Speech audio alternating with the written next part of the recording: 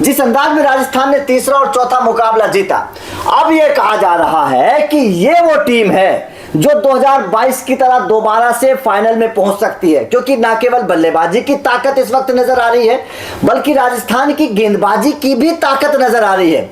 और एक तो बात और कही जा रही है कि भाई साहब राजस्थान के कुंभकर्ण को जगा दिया गया है। कुंभकर्ण पता है ना, पिछले मैच में जोफ्रा आर्चर बल्लेबाजी के दौरान सो रहे थे और जब जगे तो भाई साहब गेंदबाजी में पहले ओवर में ही पंजाब की एक तरीके से हालत खराब कर दी और 2 विकेट चटकाकर वहीं से ही राजस्थान ने वो मुकाबला जीत लिया था।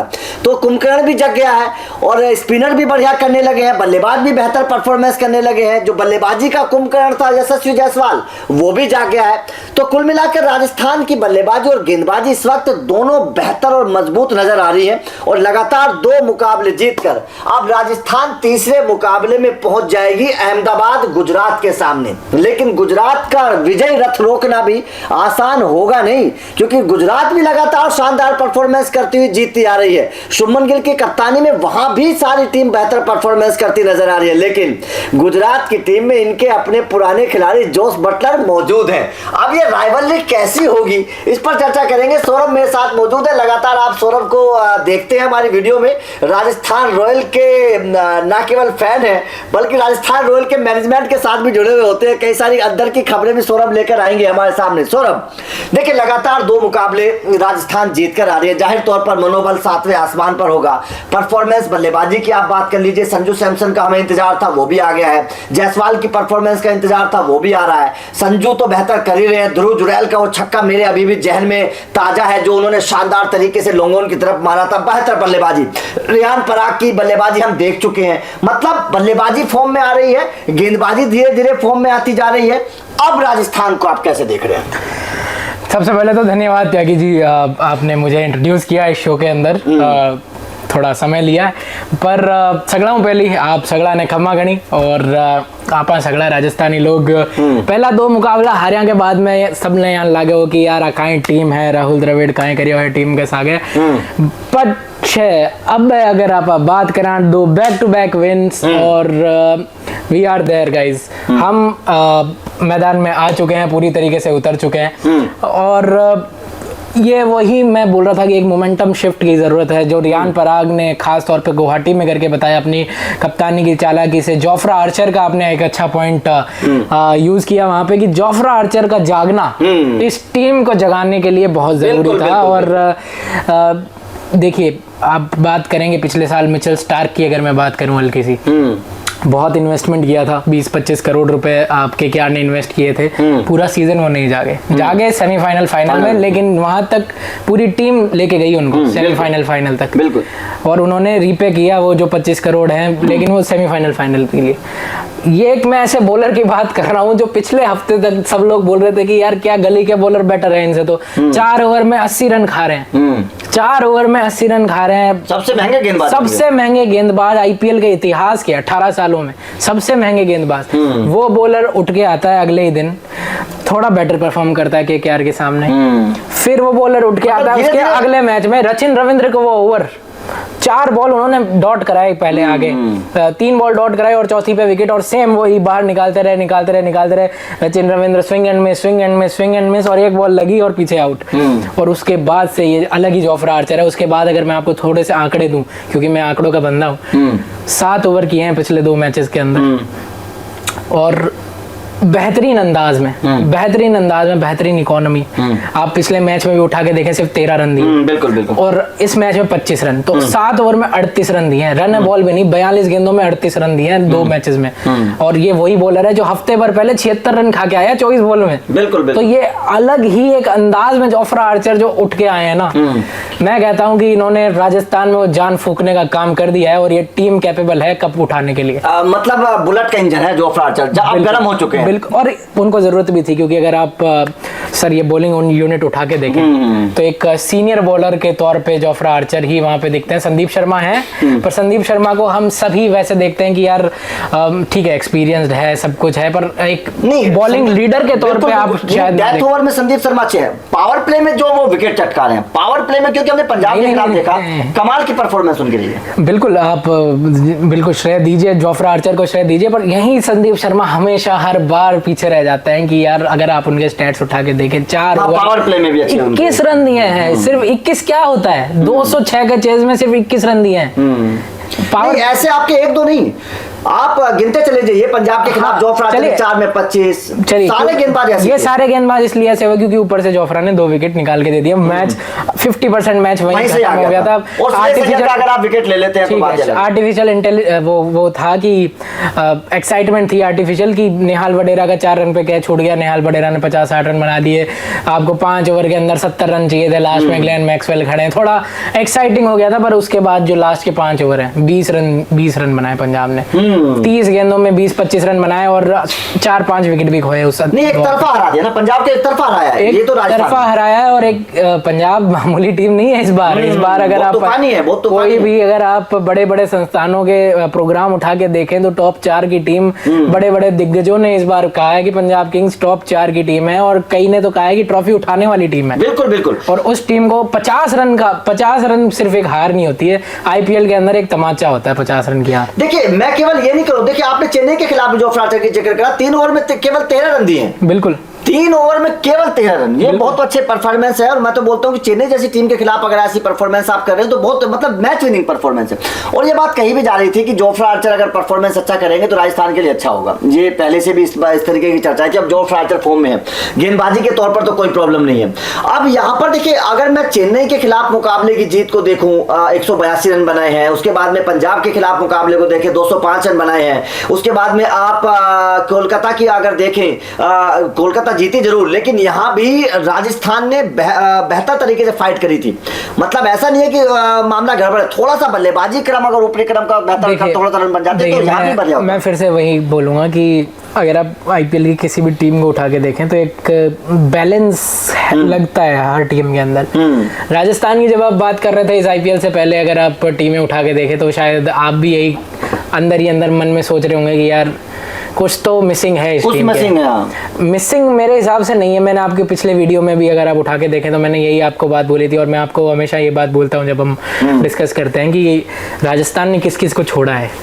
राजस्थान ने छोड़ा ट्रेंट बोल्ट को। ट्रेंट बोल्ट ने क्या किया अभी तक? हाँ, ट्रेंट बोल्ट को कोई ऐसा कोई धमाकेदार परफॉर्मेंस अभी तक तो नहीं है। चहल अश्विन का भी नहीं हुआ ऐसा नहीं है। और मैं उसी पे आ रहा हूँ, चहल को छोड़ा, चहल का परफॉर्मेंस अगर आप उठा के देखें 3 मैचेस के अंदर 1 विकेट है, और पिछले मैच में तो पूरा 4 ओवर का कोटा भी श्रेयस अय्यर ने नहीं दिया राजस्थान के सामने। बिल्कुल।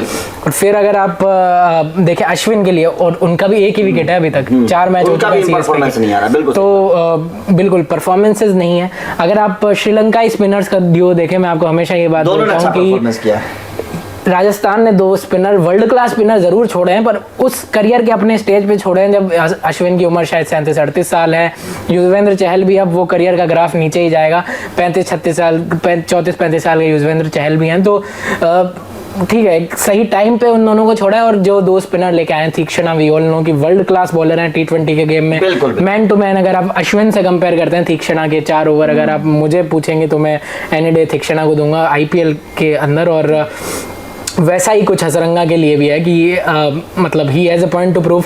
आरसीबी, अगर आपको याद हो, चहल को जब आरसीबी ने छोड़ा था तो आरसीबी ने हसरंगा को ही लिया था।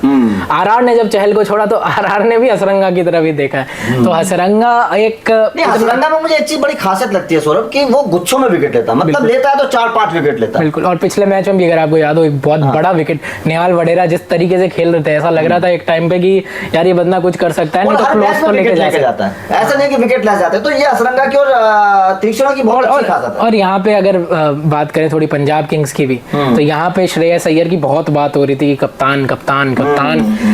कल कमियां देखने को मिली श्रेयस अय्यर की कप्तानी में, बहुत कमियां देखने को मिली। अगर मैं एक और सबसे बड़ी बात क्या, उनकी बल्लेबाजी को भी, चलिए बल्लेबाजी तो छोड़िए, 2 मैच में नॉट आउट थे, 1 मैच ऐसा आता है कि कभी कभी हो जाता है, पर अगर कप्तानी, प्योर कप्तानी पे मैं बात करूं तो आपके world class leg spinner Yuzvendra Chahal 3 over, केवल 3 ओवर 18 करोड़ में आपकी फ्रेंचाइज ने एक ओवर में 6 रन दिए थे, उनको एक ही ओवर करवाया बस। बिल्कुल, आप युजवेंद्र चहल पे मुझे बात करें, 3 ओवर 18 करोड़ में आपकी फ्रेंचाइज रिटेन करती है, क्योंकि चहल राजस्थान की टीम से खेले हैं पहले, तो मेरा एक अफेक्ट भी है चहल के प्रति। पर 3 ओवर आप युजवेंद्र चहल के बॉलर 3 ओवर नहीं दे सकते, शायद वो क्या पता चौथे ओवर में 36 रन भी खा लेते, पर आप चहल के कैलिबर के बॉलर के साथ ट्राई तो करो, ऐसा नहीं कर सकते। अगर आप सेम स्टैट्स हसरंगा के देखें तो उनके भी 36 रन है, क्या पता युजवेंद्र चहल चौथा ओवर डालने आते हैं, 2 विकेट एक ही ओवर में ले जाते, जो कि वो राजस्थान के लिए करते थे।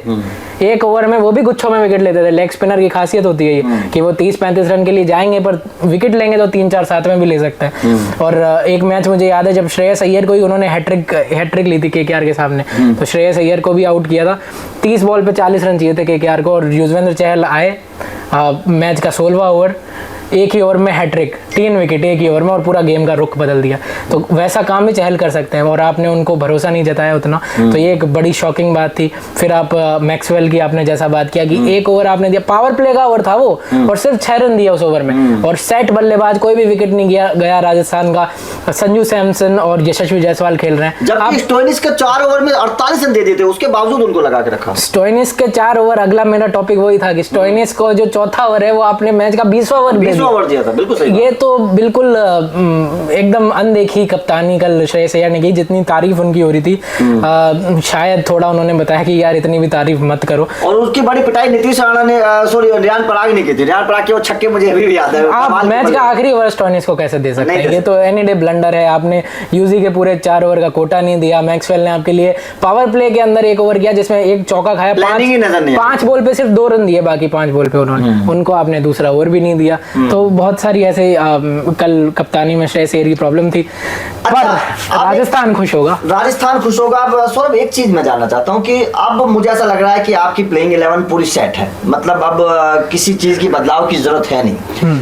एक चीज एक खिलाड़ी मेरी नजर में आ रहा है, युद्धवीर सिंह चरक, जबकि आपके प्लेइंग 11 में और भी बहुत सारे गेंदबाज बैठे हैं प्लेइंग 11 में जी। क्या आपको लगता है कि युद्धवीर सिंह चरक को आजमाना ठीक है, या फिर जैसे आपके पास आकाश मधवाल जैसा एक बहुत अच्छा है, तुषार देशपांडे अच्छे हैं, इनको भी आजमाया जा सकता है?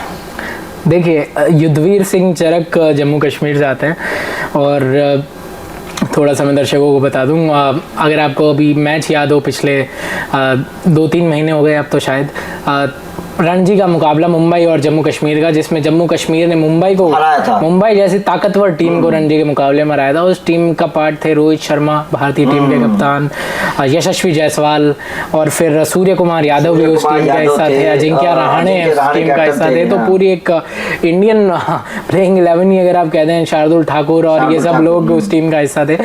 तो उस टीम के सामने इन्होंने 4 विकेट लिए थे, जहाँ तक मेरी याददाश्त काम कर रही है। और ये सिर्फ ना कि बॉलर है, बल्लेबाजी भी करते हैं। तो हार्दिक पांड्या टाइप के प्लेयर है, फास्ट बॉलिंग ऑलराउंडर है, और ऐसे ही प्लेयर की ज़रूरत राजस्थान को, जो पिछली साइकिल थी 2022 से 24, जहाँ राजस्थान रॉयल्स बार बार बहुत क्लोज आया, 2 बार टॉप 4 में गया, 1 बार फाइनल भी खेला। तो जहाँ राजस्थान रॉयल्स की परफॉर्मेंसेस बहुत अच्छी थी, वहाँ एक ऐसे प्लेयर को हमेशा मिस करती थी राजस्थान, जो कि 2 ओवर आपकी बॉलिंग भी कर दे, बल्लेबाजी भी कर दे।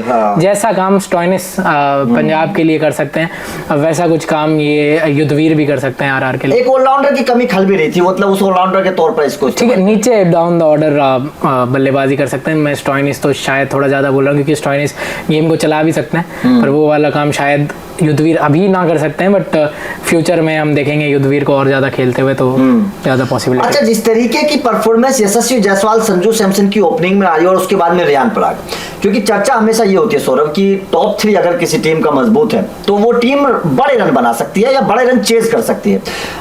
मैं अगर बात करूं गुजरात की, उसका टॉप 3 रन बना रहा है, आप बात कर ले राजस्थान की, इसका टॉप 3 रन बना रहा है। बाकी टीमों में मुझे वो टॉप 3 नजर नहीं आ रहा है जो राजस्थान और गुजरात का टॉप 3 नजर आ रहा है। केकेआर की बात करें, अजिंक्य रहाणे रन बन, लेकिन उनके भी ओपनर रन नहीं बना रहे हैं, उनके भी ओपनर फेल हो रहे हैं। तो ये जो टॉप 3 में आपका और गुजरात का जो मैचअप मुझे नजर आ रहा है, क्या लग रहा है कि वास्तव में इस बार राजस्थान जो है वो फाइनल की दावेदार है? देखिए फाइनल कहना तो बहुत अर्ली होगा, 4 मैच हुए हैं अभी, 10 मैच बाकी है लीग क्योंकि के। आपके बल्लेबाज ऊपर के रन भी बना रहे हैं और जी। गेंदबाज आगे के विकेट चटका रहे हैं। जी, बल्लेबाज रन भी बना रहे हैं, पर रन एक ही मैच में बने हैं अभी यशस्वी जायसवाल के। तो अभी लगातार अगर बनाए तब हम शायद बात करेंगे कि ये टीम कितनी कैपेबल है। पर कल का जो मैच था पंजाब के सामने, वो एक परफेक्ट मैच राजस्थान रॉयल्स के लिए था कि आप ओपनिंग में आ जाएं, आप सारे मार्क टिक हो गए, सारे मार्क टिक हो गए। यशस्वी जायसवाल 67, संजू सैमसन 38 रन, रियान पराग 43 रन, नीतीश राणा ने जो 2 कड़ाके वाले शॉट मारे हैं, ठीक है, वो छक्के मारने के चक्कर में आउट हो गए। वो शायद गेम नजर आ रहे थे, गेम की जरूरत ही वैसी थी कि आपको घुमाना था हर बॉल पे, में भी नजर आ रहे बाकी। लेकिन जो 2 आते ही जो उन्होंने ऑफ के ऊपर जो 2 कड़ाके वाले चौके मारे, तो ऐसा लग रहा था कि नीतीश राणा कुछ अलग ही फॉर्म में है। बिल्कुल। और पिछले मैच में रन बना के भी आए थे, और इस मैच में भी चलिए ठीक है 12 रन बनाए, पर 7 बॉल, वो इंटेंट 170 की स्ट्राइक रेट वो दिख रहा था। फिर अगर आप देखें हेटमायर 12 बॉल 20 रन, अगेन वो कैमियो की जो हम बात करते हैं 160-70 की स्ट्राइक रेट फिर से। फिर ध्रुव जुरेल 5 बॉल 13 रन, छोटी 250 रन की 250 की स्ट्राइक रेट के आसपास। तो आपको वो इंटेंट पूरी बैटिंग ऑर्डर में दिखा, और हर प्लेयर ने अपना अपना काम किया। तो वो एक परफेक्ट बैटिंग डिस्प्ले था राजस्थान की तरफ। बल्लेबाजी की बात करो, गेंदबाजी की बात करो, तमाम खिलाड़ियों ने अच्छा परफॉर्मेंस करके पर दिखाया। मैं फिर से वहीं आऊंगा कि हर रोज ऐसा होने नहीं वाला है कि हर आदमी रन बनाए और हर आदमी 150, 160, 170 की स्ट्राइक रेट से रन बनाए। कल थोड़ा विकेट भी थोड़ा स्क्रैची था, इतना अच्छा नहीं था बल्लेबाजी के लिए, और वो हमें पंजाब की बैटिंग में भी देखने को मिला। नहीं, अहमदाबाद के खिलाफ जो मैं चर्चा भी कर रहा था टॉप 5 की, वो अहमदाबाद के खिलाफ ही अगला मुकाबला आपका है। जी। अहमदाबाद भी रन बना रहा है, ये उनकी भी गेंदबाजी अच्छा कर रही है, आपकी भी गेंदबाजी अच्छा कर रही है, उनके पास भी अच्छे गेंदबाज बल्लेबाज है, आपके पास भी अच्छे गेंदबाज बल्लेबाज। अहमदाबाद की पिच है क्या सर, इस मुकाबले को कैसे देख रहे हैं? अहमदाबाद पे बात करूंगा, उससे पहले एक छोटी सी बात, तब आरआर की गेंदबाजी पे करना मैं भूल गया था कि सब लोग बात कर रहे थे कि यार द्रविड़ ने क्या टीम बना दी। वो जब मैं बात कर रहा था बोल्ट को छोड़ दिया, चहल को छोड़ दिया, अश्विन को छोड़ दिया, तो आपने बैटिंग बॉलिंग ऑर्डर के 12 ओवर छोड़ दिए। फिर अगर हम बात करें राजस्थान ने सिर्फ यही 3 नाम नहीं है, क्योंकि ये 3 नाम तो चलिए पॉपुलर है तो सब लोगों की जबान पे। एक गेंदबाज आपके पास पिछले 1-2 साल से होता था, नांद्रे बर्गर, बेहतरीन गेंदबाज और बेहतरीन काम आरआर के लिए किया। एक आपके पास बॉलर होता था ओबेड मकॉय, जब आपको 1-2 ओवर की जरूरत है, स्लोअर सरफेसेस पे चेन्नई आप जा रहे हैं, तो वो बॉल घुमा के, तो हर एक का आदमी का रिप्लेसमेंट था। आपके पास केशव महाराज हुआ करते थे, आपके पास एडम ज़ेम्पा हुआ करते थे। ये तो बहुत ही डेडली बॉलिंग लाइनअप राजस्थान के पास हुआ करता था। तो पूरा एक स्क्रैप हुआ है और एक नया बॉलिंग यूनिट आया। पहला मुकाबला आप नहीं चाहेंगे कि अगर आपके पास एक बिल्कुल नया बॉलिंग ऑर्डर है और आप पहला ही मुकाबला जाके हैदराबाद में खेलें, आप ये कभी नहीं चाहेंगे, पर राजस्थान के साथ ऐसा हुआ। पहले मुकाबले में बहुत रन पड़े, 286 रन। हर जगह, हर मीडिया हाउस, किसी को भी आप उठा के सुन लीजिए, सब लोग यही बोल रहे थे कि यार राजस्थान तो बहुत ही कमज़ोर टीम है। राजस्थान इस बार 10वें नंबर लॉक कर दीजिए राजस्थान के लिए। बहुत कुछ सुनने को मिला, पर जब ये बॉलिंग यूनिट क्लिक हुआ, जोफ्रा आर्चर ने ऊपर से विकेट निकाले, संदीप शर्मा ने अपना काम करना शुरू किया, हसरंगा ने 4 विकेट निकाले, तीक्ष्णा अपनी लय पकड़ के आए, अब बाहर फजलक फारूकी भी बैठे हैं, बाहर क्वेना मफाका भी बैठे हैं। तो अब कुमार कार्तिकेय पिछले मैच में जो दोनों हाथों से गेंदबाजी कर सकते हैं, तो बहुत अच्छा है, परफेक्ट रिप्लेसमेंट। आकाश मधवाल जैसा गेंदबाज, आकाश मधवाल, तुषार देशपांडे पिछला मैच नहीं खेले। मैं कार्तिकेय की बात कर रहा था, दोनों हाथ से गेंदबाजी कर सकते हैं। लेफ्ट आर्म से वो लेग स्पिन डाल सकते हैं, ऑफ राइट हैंड से वो ऑफ स्पिन डाल सकते हैं। तो ऐसा गेंदबाज आपका एक विकल्प, एक इम्पैक्ट प्लेयर के रूप में आ रहा है। तो आप सोचिए कि 10 ओवर, कुमार कार्तिकेय ने तो रन विकेट बहुत चटकाए हैं, बिल्कुल 10-12 second highest wicket taker, 17-18 wicket लिए। 10-12 ओवर आपके स्पिन के सेफ जो प्रॉपर स्पिनर्स हैं उनके मौजूद हैं। फिर आपके पास रियान पराग भी बॉलिंग डाल सकते हैं, फिर आपके पास नीतीश राणा भी बॉलिंग डाल सकते हैं। अगर आपको कहीं स्पिन ट्रैक मिला तो आप 15 ओवर स्पिन के डाल सकते हैं इस बैटिंग लाइनअप से। बिल्कुल सही बात है, पूरे प्लेइंग 11 से। अच्छा एक बात बताइए, क्योंकि गुजरात के खिलाफ आप, गुजरात पे मैं आ रहा था। अब एक सवाल मेरा बड़ा दिलचस्प और तमाम फैंस भी जानना चाहते होंगे, गुजरात के खिलाफ आप आ रहे हैं, जोस बटलर आपके वहां पर है, कोई प्लान है जोस बटलर को जल्दी आउट करने का? क्योंकि अगर आप बटलर चल गए तो वो तो बटर लगा के मारेंगे। नहीं बटर लगा के मारेंगे, ये बात ठीक है आपकी, पर जब भी हम ये नाम सुनते हैं जोस बटलर, क्योंकि बहुत साल रहे ना आपके खेमे में, तो कुछ ना कुछ कमजोरी पता होगी। जोस बटलर जब हम ये नाम सुनते हैं ना, तब किसी भी आप राजस्थान रॉयल्स के फैन से पूछें तो एक मन में एक मुस्कुराहट तो चेहरे पे आ ही जाती है, और एक मन में खुशी सी भी होती है कि यार जॉस बटलर हैं वो। अब इससे ज्यादा मैं क्या बोलूं। मतलब हमारे खिलाफ अगर रन बनाए तो कोई बात नहीं। चलिए रन बनाए कोई बात नहीं, पर जीत राजस्थान की हो। मैं चाहूंगा कि जॉस बटलर चाहे शतक भी मार दे, मैं अच्छा। खुश हूँ। हाँ। मैं खड़ा होकर ताली बजाऊंगा, क्योंकि वो मतलब उस बंदे ने हमारे लिए इतना काम किया है ना कि क्या बोलूं मैं। विराट कोहली की सब बात करते हैं, विराट कोहली आईपीएल के लेजेंड।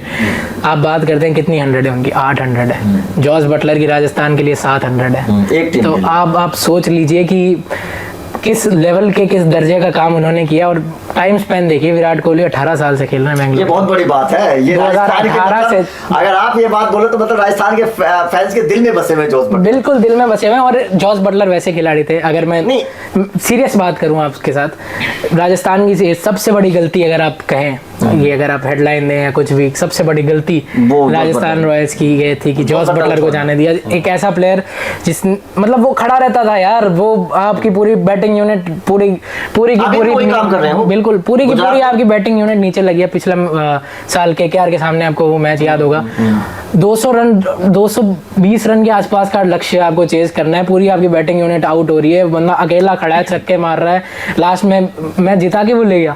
और किसके साथ बैटिंग कर रहा था? आवेश खान के साथ। 50 रन की साझेदारी आवेश खान के साथ, जिसमें आवेश खान का कंट्रीब्यूशन 0। 50 के 50 अकेला बंदा एक तरफ से खड़े होके बना रहा है। उस बंदे को आप अगले ही साल रिलीज कर देते हो, ये तो समझ के परे था।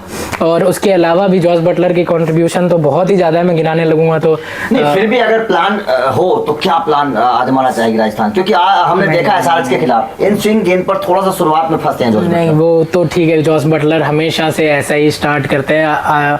जॉस बटलर स्लॉगर कभी भी नहीं है, वो हमेशा अपना टाइम लेते हैं, उसके बाद मारना शुरू करते हैं। राजस्थान रॉयल्स के हर फैन उनको जानते हैं, बड़े अच्छे से जानते हैं। कम से कम उन्होंने जितने भी हमारे लिए मैचेस खेले हैं, तो हमें इतना तो पता है कि वो मतलब वो वेस्ट इंडीज वाले बल्लेबाज नहीं है, वो आंड्रे रसल नहीं है, वो आंख बंद करके नहीं मारते हैं, वो प्रॉपर बल्लेबाज है। वो इस खेल का महानतम बल्लेबाजों में से एक है। और मतलब मैं फिर वही कहूँगा कि वो वैसा प्लेयर था जिसको हमें रिटेन करना चाहिए था। उसका रिटायरमेंट राजस्थान रॉयल्स से होना चाहिए था। राजस्थान रॉयल्स को उसके रिटायरमेंट के बाद एज ए कोच वापस बुलाना चाहिए था जयपुर, और जयपुर में उसके स्टैचू बनवाने चाहिए थे। ऐसा प्लेयर मतलब बहुत बड़ी बात बोल रहा है। बिल्कुल हर राजस्थानी के दिल से जुड़ा हुआ जॉस बटलर। तो मैं किसी से भी बोलूंगा, आप कमेंट पढ़ लेना इस वीडियो के। जॉस बटलर मतलब one of the biggest player. और जैसा सम्मान हमारी फ्रेंचाइज शेन वॉर्न को देती है, जैसा सम्मान हमारी फ्रेंचाइज शायद संजू सैमसन को देगी, कुछ वैसा ही सम्मान जॉस बटलर को भी हमारी फ्रेंचाइज से मिलना चाहिए था, बट वो नहीं हुआ, तो ये बहुत ही दुखद है। पर जीटी के सामने आरआर जरूर जीतेगी, मैं ये कहना ये बड़ा दिलचस्प है। मतलब बटलर बेशक सेंचुरी मार दे, लेकिन जीटी के खिलाफ राजस्थान जीत जाए, मतलब दोनों तरफ की बात है। मतलब बटलर की भी बात रह जाए और राजस्थान भी जीत जाए, ठीक है। बड़ी मतलब दिलचस्प, मतलब एक इंटरेस्टिंग बैटल भी होने वाला है। इंग्लैंड के पेसर जोफ्रा आर्चर, और अगर वहाँ एक विकेट गिरता है, वरना उन्हीं जॉस बटलर आते हैं नई बॉल के सामने। छाल वाली पिच होगी, बाउंसी पिच होती है गुजरात की। बिल्कुल मतलब रन बनेंगे ठीक ठाक अहमदाबाद के अंदर, और दोनों टीम को मजा आएगा बैटिंग करने में। अच्छा, आपके एक और खिलाड़ी वहां पहुंच गए हैं, प्रसिद्ध कृष्णा। हमारे खूब खिलाड़ी वहाँ हैं, राहुल तेवतिया वहाँ हैं। प्रसिद्ध कृष्णा तो अभी रिसेंटली गए हैं, और छाल और परफॉर्मेंस उनकी भी इस वक्त बड़ी कमाल की चल रही है। उनको भी राजस्थान के खिलाड़ी बड़ा दिलचस्प मुकाबला देखने को मिलेगा, ये बात तो पक्की है राजस्थान और गुजरात के बीच जब होगा। लेकिन जॉस बटलर को मिस राजस्थान वाले और भी खिलाड़ी मुझे याद आ रहे हैं। अभी मैं बैठ के सोच रहा हूँ तो महिपाल लोमरोड उनके पास है, अनुज रावत हमारे से खेलते थे, वो भी उनके पास है। तो ऐसे बहुत सारे खिलाड़ी हैं। चलिए ठीक है, देखते हैं कि अब ये बैटल कौन जीतेगा। आपका क्या मानना है कमेंट करके जरूर बताइएगा। और क्या आप भी चाहते हैं सौरभ की तरह कि जॉस बटलर सेंचुरी बेशक मार दे, लेकिन हल्ला बोलना है अहमदाबाद के अंदर। और 9 तारीख को मैं मौजूद रहूंगा नरेंद्र मोदी स्टेडियम। सौरभ अगर आप भी मैच देखने आ रहे हैं तो बिल्कुल कमेंट कीजिएगा, मैं देखूंगा, और मिलेंगे अहमदाबाद मिलेंगे। चलिए okay, thank you very much. Video को शेयर जरूर कर दीजिए ताकि ज्यादा लोगों तक पहुंचे, और चैनल को सब्सक्राइब कर लेना। Thank you.